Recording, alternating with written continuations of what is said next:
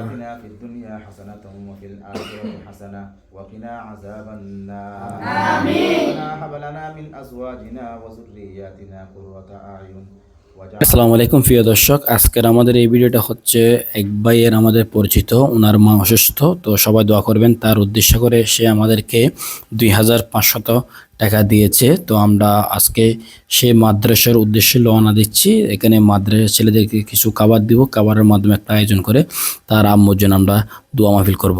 জিনিসগুলো মৌলভীবাজার দোহাপুর থেকে নিয়েছিলাম। এটার মালিক হলে কিন্তু চেঞ্জ হয়েছিল আর কি।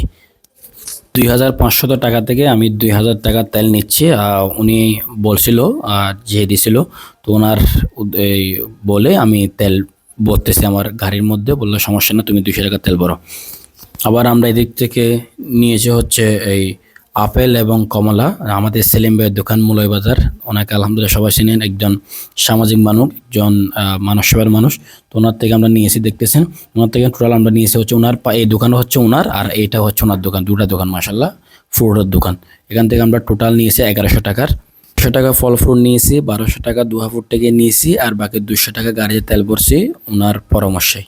এই মাদ্রাসা চলে আসলাম তালিমুল ইসলাম মহিলা মাদ্রাসা হেফসো এতিমখানা, যেটা দক্ষিণ মাদ্রাসা হাটহাজারে পড়ছিল এটা। তো আমরা এখানে আসলাম।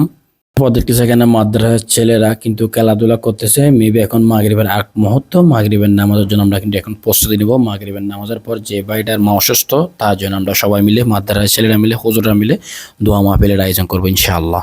খেলাধুলা শেষে পাশের মাদ্রাসা একটা মসজিদ ছিল, এখানে মসজিদে আমরা সবাই মাগরিবের নামাজ শেষ করলাম। মাগরিবের নামাজের পর আমরা আবার মাদ্রাসায় গিয়ে আবার দোয়া করবো ওনার জন্য বলতে ওনার মায়ের জন্য। ওনার মা একটু অসুস্থ, সবাই দোয়া করবেন। আমাদের প্রিয় দর্শক যারা বিও আছে সবাই দোয়া করবেন। আমরা হেফজখানের মধ্যে এখানে হুজুররা মিলে, আমরা মিলে সবাই কিন্তু ওনার আম্মুর জন্য দোয়া করবো। ওনারা কিন্তু আমাদের কিছু নাস্তার ব্যবস্থা আমরা করে দিয়েছিলাম। উনি আমাকে যে টাকাটা দিয়েছিল সে টাকা দিয়ে আজকে আমি ওই মাদ্রাসার ছেলে এবং হুজুরদেরকে নিয়ে আবার আয়োজন করলাম। তো এখানে দেখতেছেন সবাই মিলে তার আম্মার জন্য দোয়া করতেছে।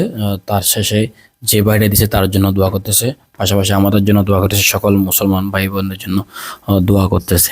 দোয়া করার শেষে আমরা কিন্তু যে খাবারের আয়োজন করছিলাম সেই খাবারগুলো একটা একটা মাদ্রাসায় চলে আসতেছে। আমাদের হুজুররা কিন্তু হাতে তুলে এসেছে সে খাবারগুলো। তারা কিন্তু আবার এখন মাগরিবের নামাজের পর পড়তে বসবে আর কি, পড়ার পর এগুলো খাবার ইনশাল্লাহ। সে ভাইয়ের মায়ের জন্য সবাই দোয়া করবেন। আজকের ভিডিওটা আমরা এখানে শেষ করতেছি। সবাই ভালো থাকবেন, সুস্থ থাকবেন, একে অপরের জন্য সবাই দোয়া করবেন। আল্লাহ হাফেজ।